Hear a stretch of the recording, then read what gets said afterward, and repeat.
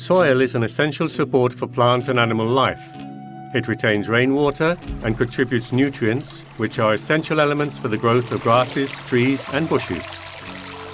When the soil is found to be in good condition, it is home to worms, insects and a great number of organisms involved in the recycling and assimilation of nutrients.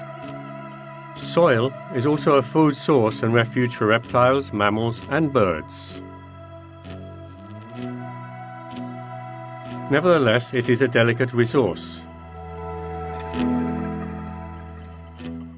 Traditionally, dehesas are found on infertile land lacking depth. These characteristics make them especially sensitive to the type of management or agricultural or livestock uses. Cultivation, debarking, movement of livestock and machinery carried out inappropriately can lead to an increase in erosion, causing a progressive loss of soil fertility, and also a loss of water quality flowing through streams and rivers. The open to the public network of the Life Biodehesa project promotes soil and water quality conservation in these ecosystems. Preventing soil loss, slowing the advance of erosion when the symptoms are favourable, and regenerating areas that are already damaged, these are the main objectives of the action that has been carried out. Maintaining an abundant vegetation layer avoids the loss of fertile soil, lessening the effect of animal compactation, and also allows water infiltration of the soil. A fundamental element in conservation and good soil and water conditions is the management of grazing. The effects of livestock on the vegetation are especially intense during periods of feed shortage in the dehesa. Through the Life Biodehesa project, different infrastructures have been installed and adapted, mainly animal enclosures and feeding and drinking troughs, which help to optimize the distribution of the herds according to the available farm resources. At the same time, increasing the covering in areas without vegetation, which are damaged or more vulnerable.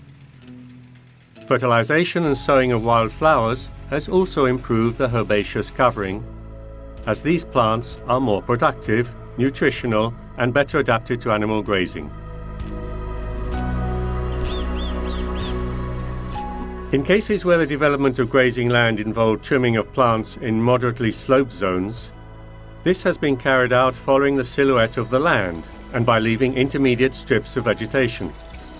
This measure helps to reduce the erosive effect of water runoff.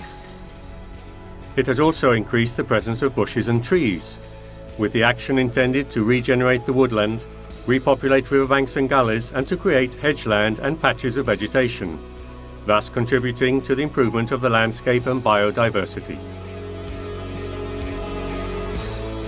In streams and stream beds where the lack of vegetation contributes to the appearance of gullies or other important erosive phenomena, vegetation has been established in the area, and containment systems have been put in place that allow soil fixation in a permeable way, thus avoiding any loss of water quality from turbidity. Preservation of fertile soil and good water quality is essential to the management of dehesa woodland, in order to balance the ecological processes which support biodiversity.